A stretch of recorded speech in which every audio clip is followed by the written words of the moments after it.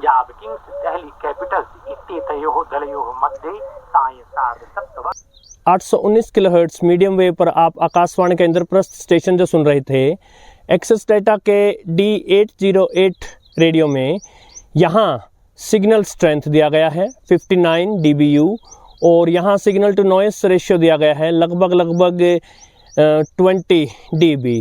क्या अर्थ है signal strength का, क्या अर्थ है सिग्नल टू नॉइस रेशियो का, dBu का अर्थ क्या हुआ, dB का अर्थ क्या हुआ, इन नंबरों के कितना घटने बढ़ने से सिग्नल कितना अच्छा बुरा होगा, इन सभी विषयों पर प्रकाश डालने के लिए आइए शुरू करते हैं आज का वीडियो।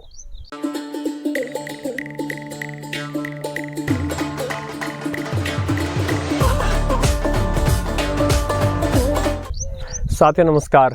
जैसा कि सर्वविदित है, हमारे चैनल का मुख्य लक्ष्य रहा है रेडियो से जुड़ी तकनीकी जानकारियों को चुन चुन कर लाना और सरल भाषा में प्रस्तुत करना। भारत की तरफ से जो है अंतर्राष्ट्रीय स्तर का जो है एक YouTube चैनल रेडियो का प्रस्तुत करना, और उसी कड़ी में एक बहुत ही महत्वपूर्ण वीडियो है आज का। मैं इस सारे विषयों को दो भागों में बांटता हूं, दो अलग अलग वीडियोस में। नेक्स्ट जो वीडियो आएगा उसमें हम बहुत सारे प्रैक्टिकल करके देखेंगे, वास्तव में रेडियो पर सिग्नल स्ट्रेंथ या SNR जो है इनका एक्सपेरिमेंट करके देखेंगे कितने से कितना।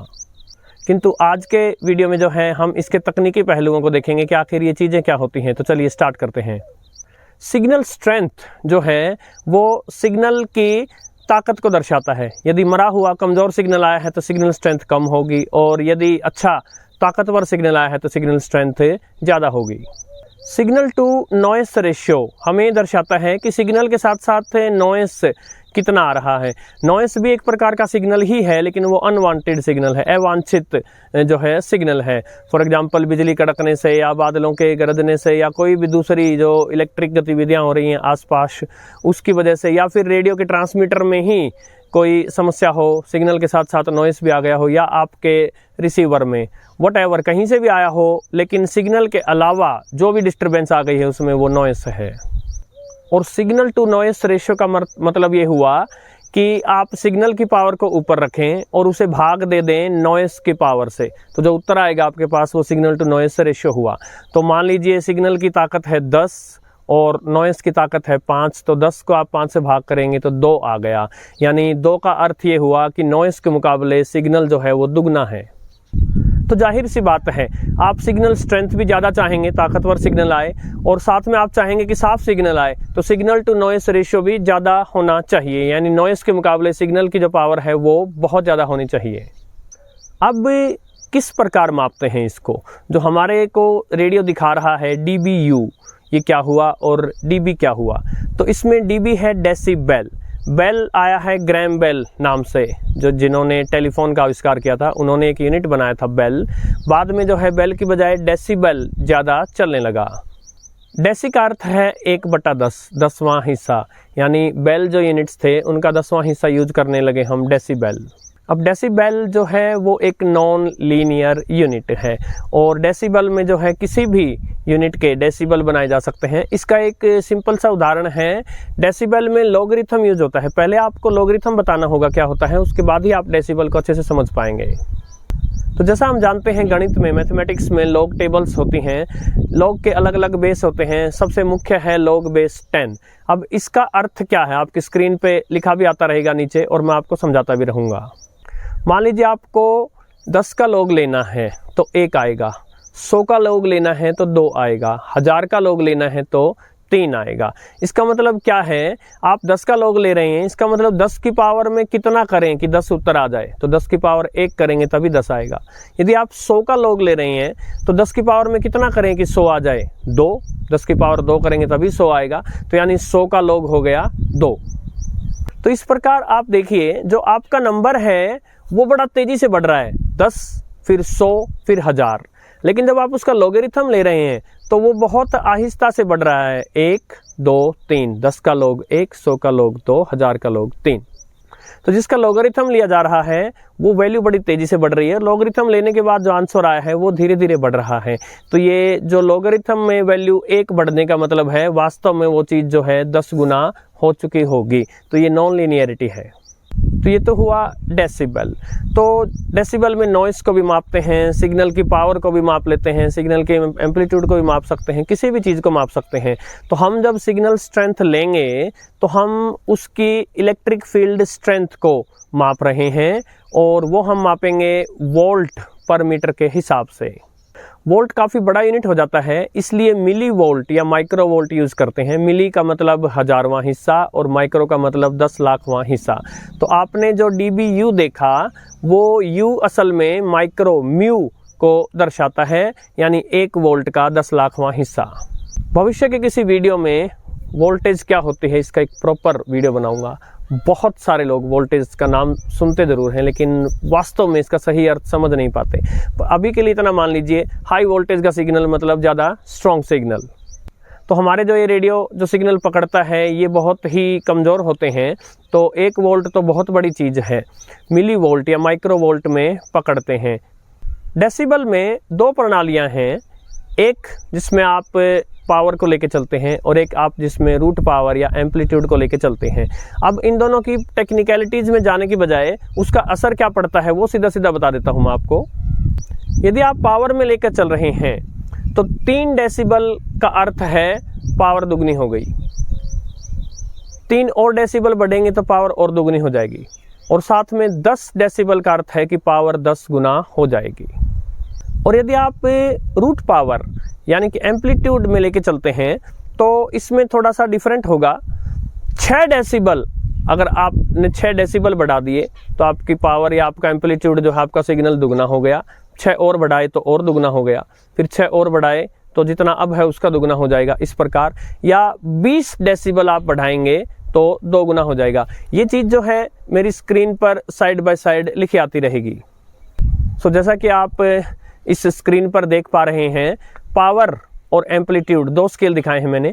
पावर में जहां 0 डेसिबल है उसकी बजाय जब 3 डेसिबल बढ़ता है तो आप देखिए डबल हो चुका है।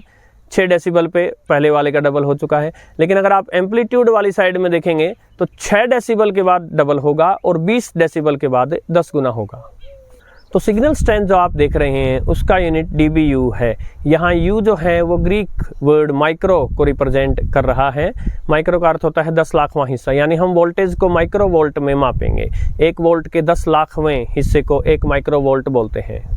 तो जब 1 माइक्रो वोल्ट का सिग्नल आया होगा, इसको मैं थोड़ा सा और स्पेसिफाई करूंगा आगे चल के, लेकिन अभी मोटा मोटा ऐसे मान लीजिए 1 माइक्रो वोल्ट का सिग्नल जो है उसे हम 0 dBu बोल देंगे।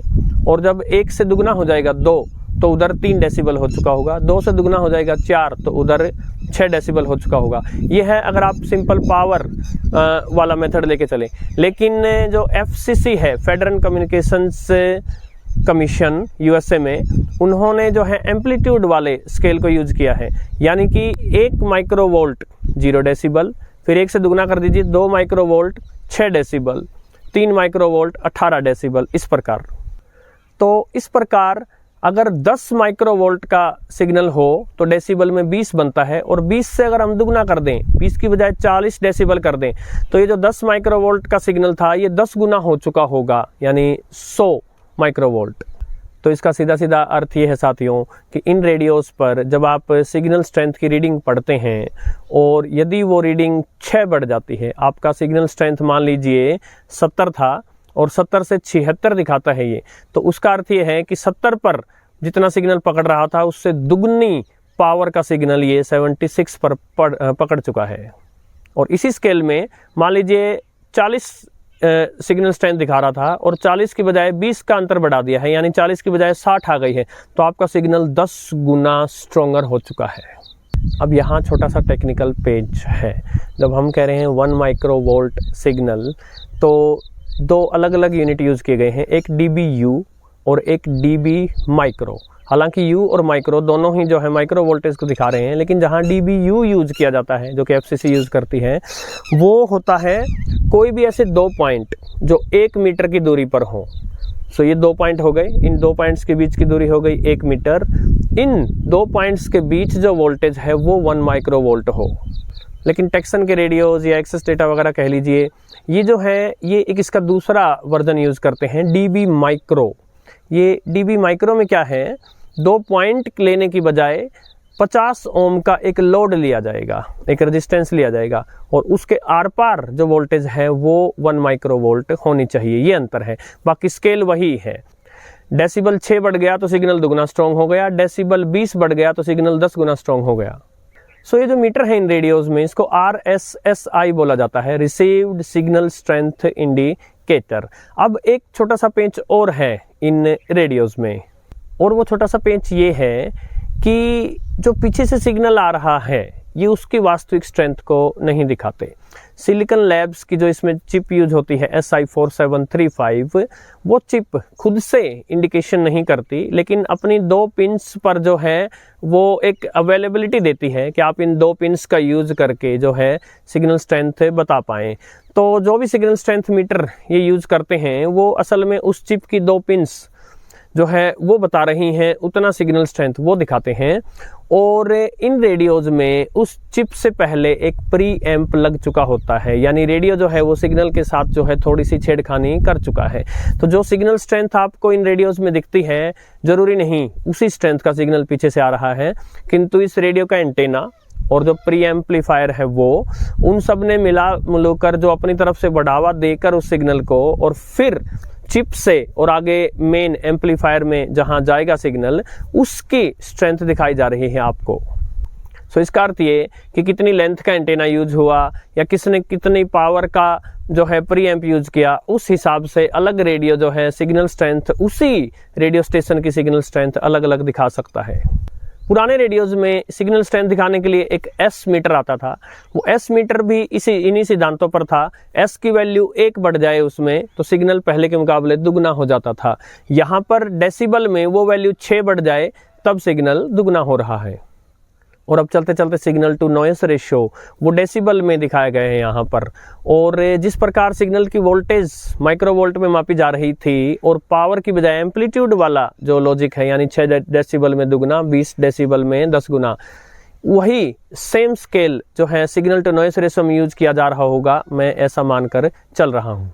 तो सामान्य लोगों के लिए जितनी बड़ी रीडिंग सिग्नल स्ट्रेंथ की या जितनी बड़ी reading signal to noise ratio की उतना अच्छा, लेकिन जो जिनका मन रेडियो की तकनीक जानने में होता है उनको बड़े अच्छे से मैंने समझाने का प्रयास किया कि डेसिबल क्या है और उसके बाद यू क्या है और कैसे ये रेडियोस माप रहे हैं रियल लाइफ में। इसका जो है हम एग्जाम्पल के साथ नेक्स्ट वीडियो देखेंगे। साथियों, आशा है आपको आज का वीडियो पसंद आया होगा। नमस्कार।